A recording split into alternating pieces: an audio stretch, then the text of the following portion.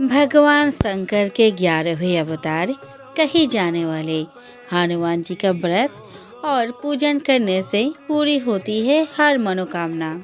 सुख संपत्ति, यश और संतान प्राप्ति के लिए मंगलवार का व्रत रखना शुभ माना जाता है।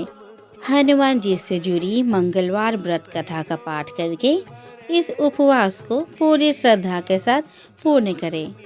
तो आइए सुनते हैं हनुमान जी की 5 कथाएं एक साथ। उत्तर रामायण के अनुसार अश्वमेध यज्ञ पूर्ण होने के पश्चात भगवान श्री राम ने बड़ी सभा का आयोजन कर सभी देवताओं, ऋषि मुनियों, किन्नरों, यक्षों और राजाओं आदि को उसमें आमंत्रित किया।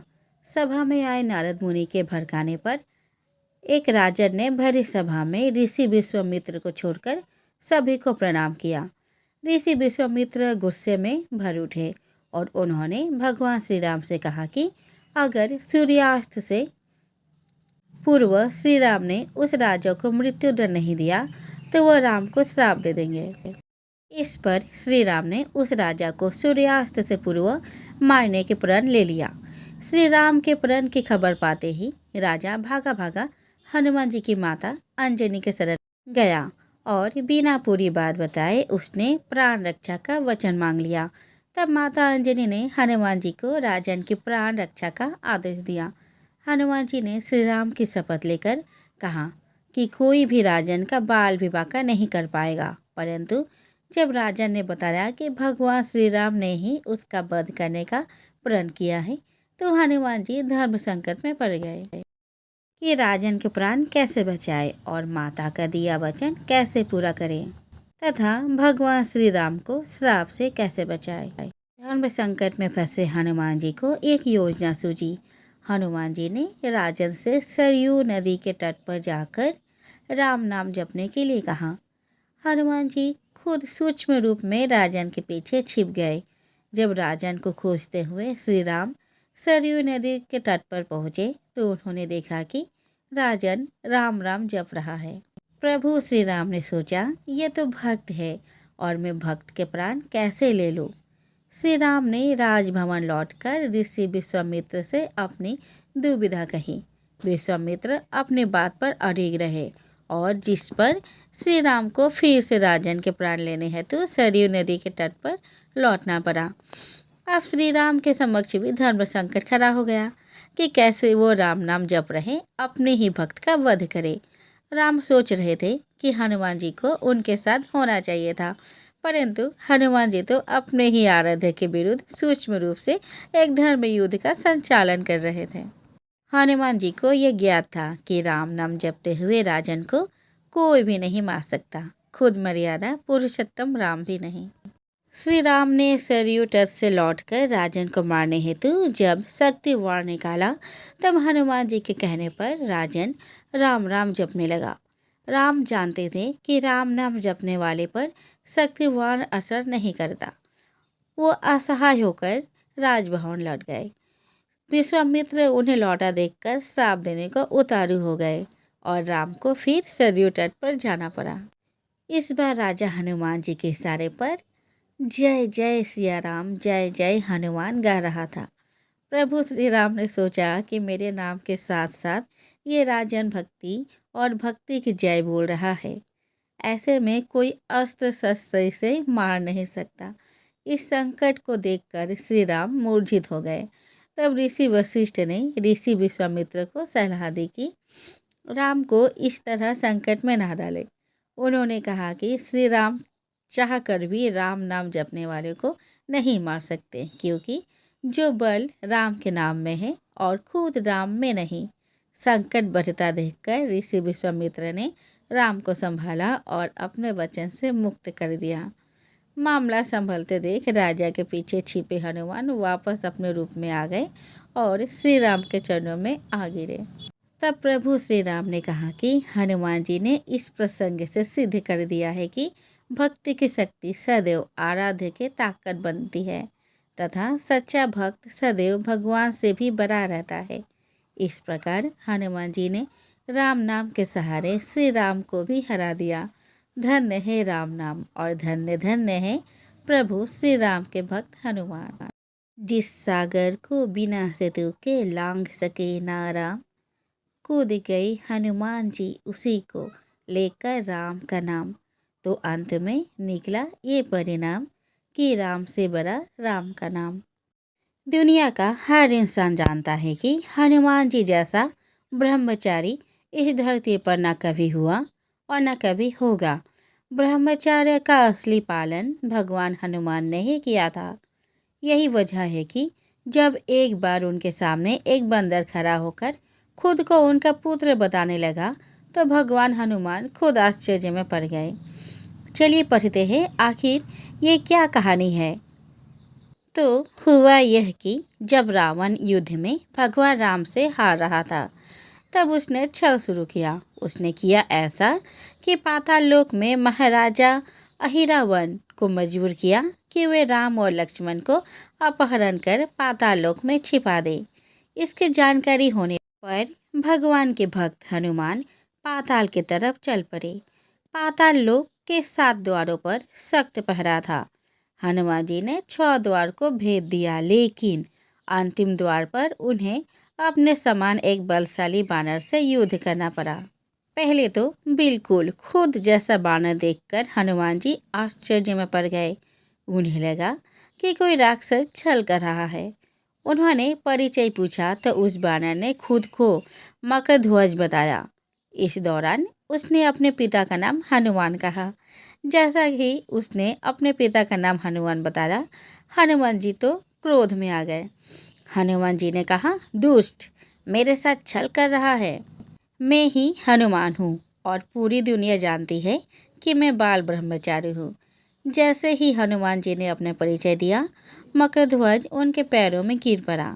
वह बार बार अपने पिता को प्रणाम करने लगा, लेकिन हनुमान जी ये मानने को तैयार नहीं थे। तब मकरध्वज ने बताया कि जब लंका जलाकर आप समुद्र में कूदे थे तब उनके शरीर का तापमान इतना अधिक था कि पसीने से वो नहाए हुए थे।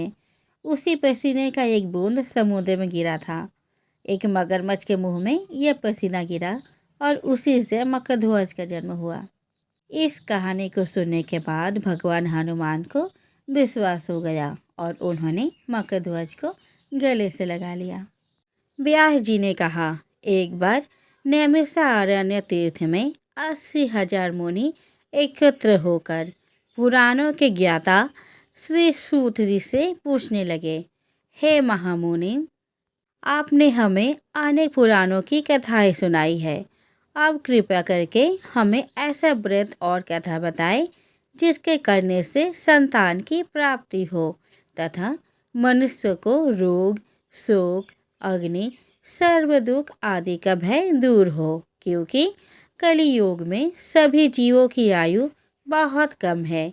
फिर इस पर उन्हें रोग चिंता के कष्ट लगे रहेंगे तो फिर वह श्री हरि के चरणों में अपना ध्यान कैसे लगा सकेंगे। श्री सूत जी बोले, हे मुनियों, आपने लोक कल्याण के लिए बहुत ही उत्तम बात पूछी है। एक बार युधिष्ठिर ने भगवान श्री कृष्ण से लोक कल्याण के लिए यही प्रश्न किया था। भगवान श्री कृष्ण और युधिष्ठिर का संवाद तुम्हारे सामने कहता हूँ, ध्यान देकर सुनो। एक समय पांडवों की सभा में श्री कृष्ण जी बैठे हुए थे। तब युधिष्ठिर ने भगवान श्री कृष्ण से प्रश्न किया, हे प्रभु नंद नंद गोविंद, आपने मेरे लिए अनेक कथाएं सुनाए हैं। आज आप कृपा करके ऐसा व्रत या कथा सुनाए जिसके करने से मनुष्य को रोग चिंता का भय समाप्त हो और उसको पुत्र की प्राप्ति हो। हे प्रभु, बिना पुत्र के जीवन व्यर्थ है। पुत्र के बिना मनुष्य नरकगामी होता है। पुत्र के बिना मनुष्य पितृ ऋण से छुटकारा नहीं पा सकता और ना ही उसका पुनंग नामक नरक से उद्धार हो सकता है। अतः पुत्रदायक व्रत बतलाए। श्री कृष्ण भगवान बोले, हे राजन, मैं एक प्राचीन इतिहास सुनाता हूँ, आप उसे ध्यानपूर्वक सुनो। कुंडलपुर नामक एक नगर था। उसमें नंदा नामक एक ब्राह्मण रहता था। भगवान की कृपा से उसके पास सब कुछ था, फिर भी वह दुखी था। इसका कारण यह था कि ब्राह्मण जी की स्त्री सुनंदा के कोई संतान न थी। सुनंदा पतिव्रता थी, भक्तिपूर्वक श्री हनुमान जी का आराधना करती थी। मंगलवार के दिन व्रत करके अंत में भोजन बनाकर हनुमान जी का भोग लगाने के बाद स्वयं भोजन करती थी। एक बार मंगलवार के दिन ब्राह्मणी गृह कार्य की अधिकता के कारण हनुमान जी को भोग न लगा सकी, तो इस पर उसे बहुत दुख हुआ।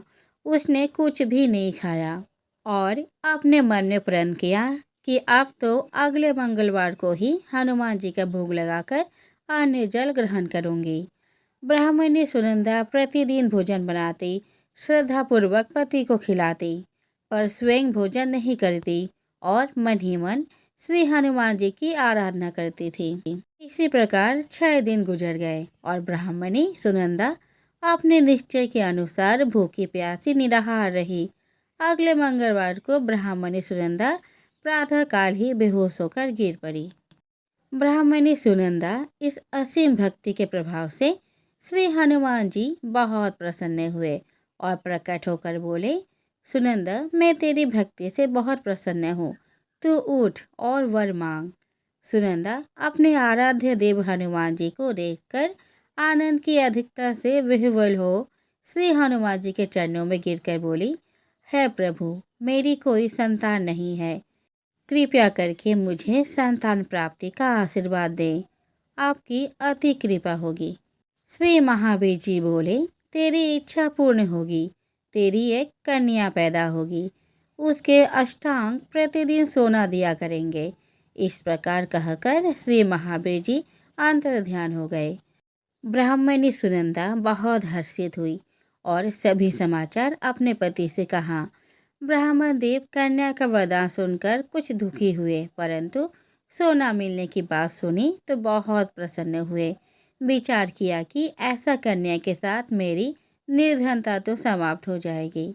श्री हनुमान जी की कृपा से वह ब्राह्मणी गर्भवती हुई और 10वें महीने में उसे बहुत ही सुंदर पुत्री प्राप्त हुई। यह बच्ची अपने पिता के घर में ठीक उसी तरह बढ़ने लगी जिस प्रकार शुक्ल पक्ष का चंद्रमा बढ़ता है। 10वें दिन ब्राह्मण ने उस बालिका का नामकरण संस्कार कराया। उसके कुल पुरोहित ने उस बालिका का नाम रत्नावली रखा, क्योंकि यह कन्या सोना प्रदान किया करती थी। इस कन्या ने पूर्व जन्म में बड़े ही विधान से मंगलदेव का व्रत किया था। रत्नावली का अष्टांग बहुत सा सोना देता था। उस सोने से नंदा ब्राह्मण बहुत ही धनवान हो गया। अब ब्राह्मणी भी बहुत अभिमान करने लगी। समय बीतता रहा। अब रत्नावली 10 वर्ष की हो चुकी थी। एक दिन जब नंदा ब्राह्मण प्रसन्नचित्त था, तब सुनंदा ने अपने पति से कहा, मेरी पुत्री रत्नावली विवाह की योग्य हो गई है, अतः आप कोई सुंदर तथा योग्य वर देखकर इसका विवाह कर दें। यह सुन ब्राह्मण बोला, अभी तो रत्नावली बहुत छोटी है। तब ब्राह्मणी बोली, शास्त्रों की आज्ञा है कि कन्या 8वें वर्ष में गौरी, 9 वर्ष में राहिणी, 10वें वर्ष में कन्या, इसके पश्चात रजस्वाला हो जाती है। गौरी के दान से पाताल लोक की प्राप्ति होती है, राहिणी के दान से बैकुंठ लोक की प्राप्ति होती है, कन्या के दान से इंद्र लोक में सुखों की प्राप्ति होती है। अगर हे पतिदेव, रजस्वाला का दान किया जाता है तो घोर नरक की प्राप्ति होती है। तब ब्राह्मण बोला, अच्छी बात है, कल मैं अवश्य ही योग्य वर की तलाश में अपना दूत भेजूंगा। दूसरे दिन ब्राह्मण ने अपने दूत को बुलाया और आज्ञा दी कि जैसे सुंदर मेरी कन्या है, वैसे ही सुंदर वर इसके लिए ढूंढ कर लाओ।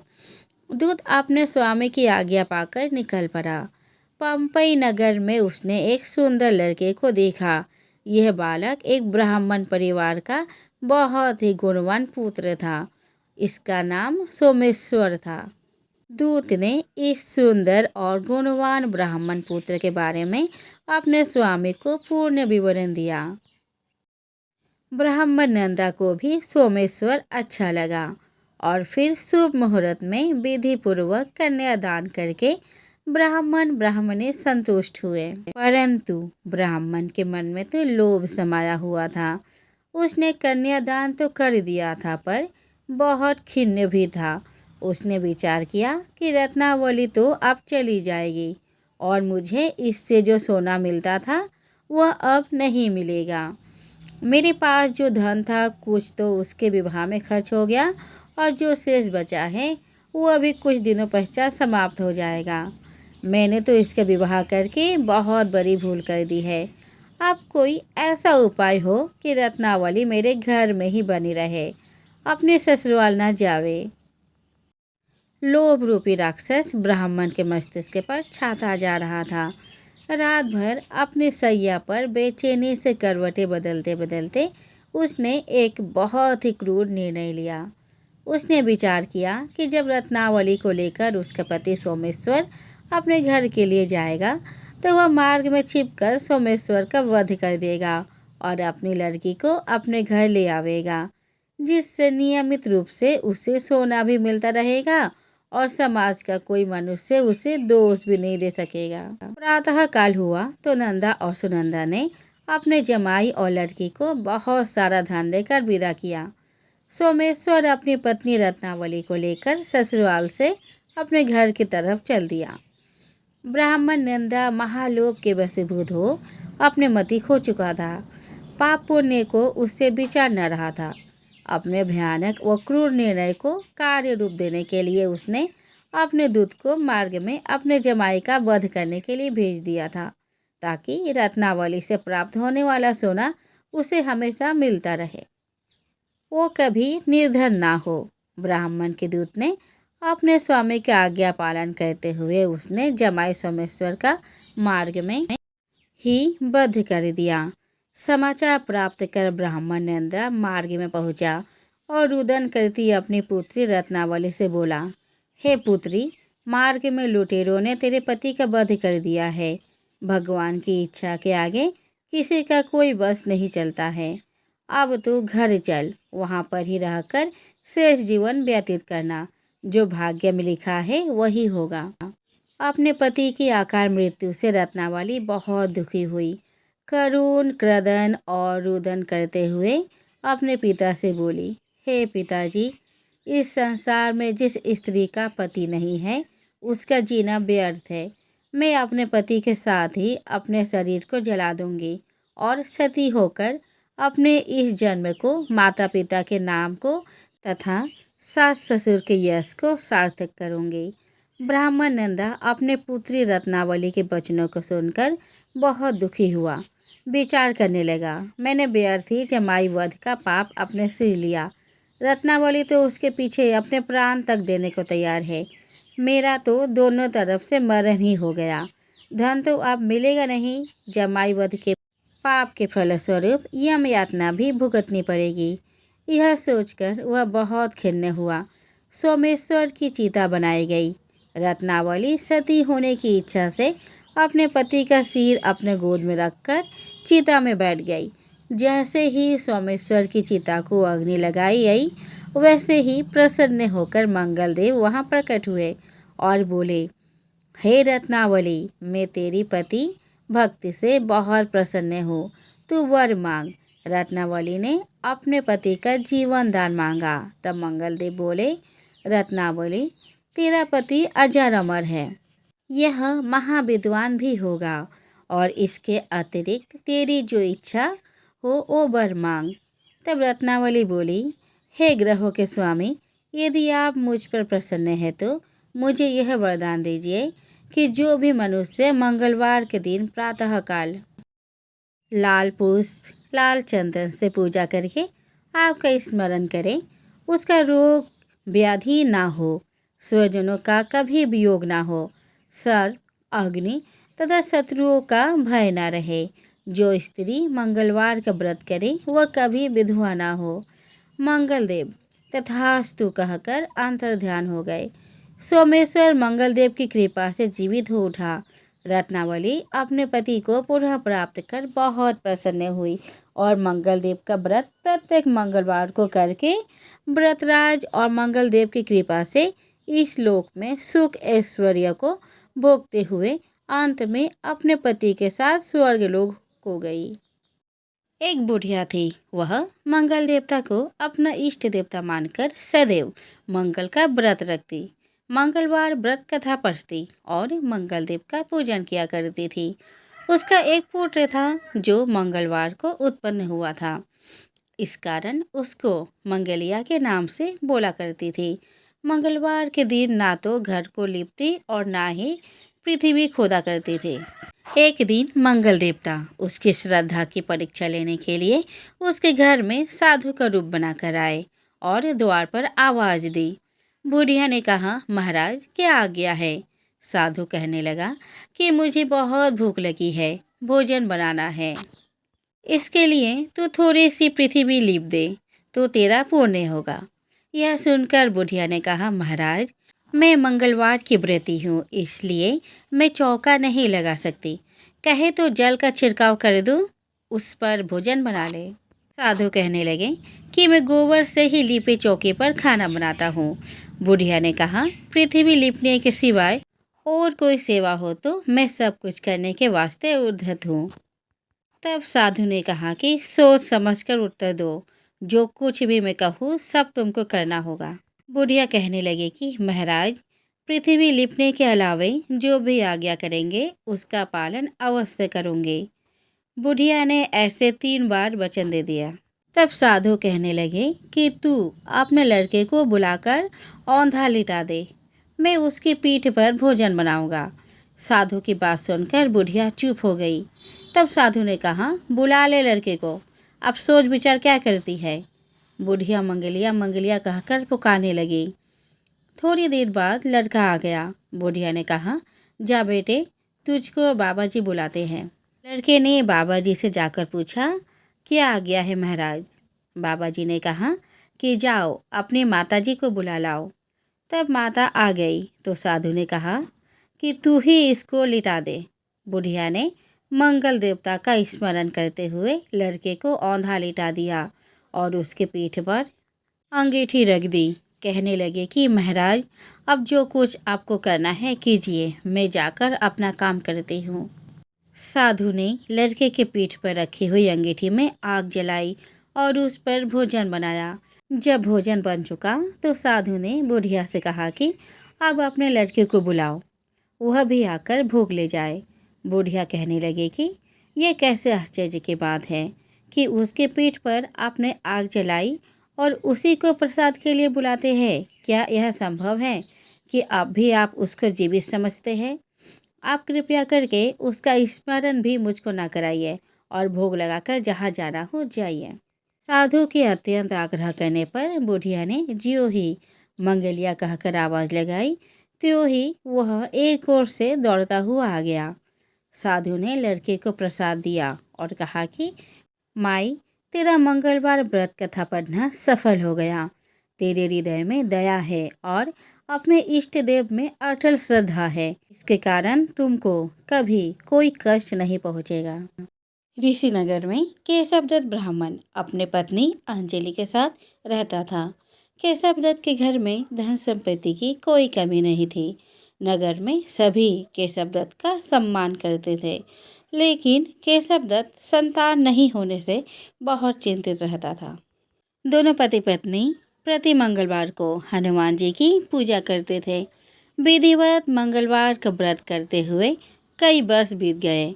ब्राह्मण बहुत निराश हो गया, लेकिन उसने व्रत करना नहीं छोड़ा। कुछ दिनों के बाद केशवदत्त हनुमान जी की पूजा करने के लिए जंगल में चला गया। उसकी पत्नी अंजलि घर में रहकर मंगलवार का व्रत करने लगी। दोनों पति पत्नी पुत्र प्राप्ति के लिए मंगलवार का विधिवत व्रत करने लगे।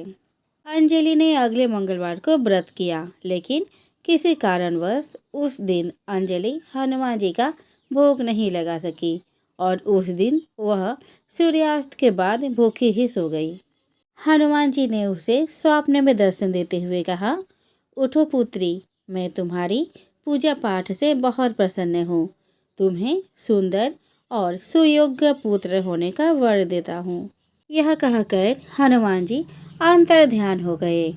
तत्काल अंजलि ने उठकर हनुमान जी को भोग लगाया और स्वयं भोजन किया। हनुमान जी की अनुकंपा से अंजलि ने एक सुंदर शिशु को जन्म दिया। मंगलवार को जन्म लेने के कारण उस बच्चे का नाम मंगल प्रसाद रखा गया। कुछ दिनों बाद अंजलि का पति केशव दत्त भी घर लौट आए। उसने मंगल को देखा तो अंजलि से पूछा, यह सुंदर बच्चा किसका है? अंजलि ने खुश होते हुए हनुमान जी के दर्शन देने वाले और पुत्र प्राप्त होने का वरदान देने की सारी कथा सुना दी। लेकिन केशव दत्त को उसके बातों पर विश्वास नहीं हुआ। उसके मन में पता नहीं कैसे यह कलुषित विचार आ गया कि अंजलि ने उसके साथ विश्वासघात किया है। अपने पापों को छिपाने के लिए अंजलि झूठ बोल रही है। केशव दत्त ने उस बच्चे को मार डालने की योजना बनाई। एक ही दिन केशव दत्त स्नान के लिए कुएं पर गया। मंगल भी उसके साथ था। केशव दत्त ने मौका देखकर मंगल को कुएं में फेंक दिया और घर आकर बहाना बना दिया कि मंगल तो कुएं पर मेरे पास पहुंचा ही नहीं। केशव दत्त के इतने कहने के ठीक बाद मंगल दौड़ता हुआ घर लौट आया। केशव दत्त मंगल को देखकर पूरी तरह हैरान हो गया। उसी रात हनुमान जी ने केशव दत्त को स्वप्न में दर्शन दिए और कहा, तुम दोनों के मंगलवार के व्रत से प्रसन्न होकर पुत्र जन्म का वर मैंने दिया था, फिर तुम अपने पत्नी पर शक क्यों करते हो? उसी समय केशव दत्त ने अंजलि को जगाकर उससे क्षमा मांगते हुए स्वप्न में हनुमान जी के दर्शन देने की सारी कहानी सुनाई। केशव दत्त ने अपने बेटे को हृदय से लगाकर बहुत प्यार किया। उस दिन के बाद सभी आनंदपूर्वक रहने लगे। मंगलवार का विधिवत व्रत करने से केशव दत्त और उनके सभी कष्ट दूर हो गए। इस तरह जो स्त्री पुरुष विधिवत मंगलवार का व्रत करके व्रत कथा सुनते हैं, हनुमान जी उनके सभी कष्ट दूर करके घर में धन संपत्ति का भंडार भर देते हैं। शरीर के सभी रक्त विकार का रोग भी नष्ट हो जाते हैं।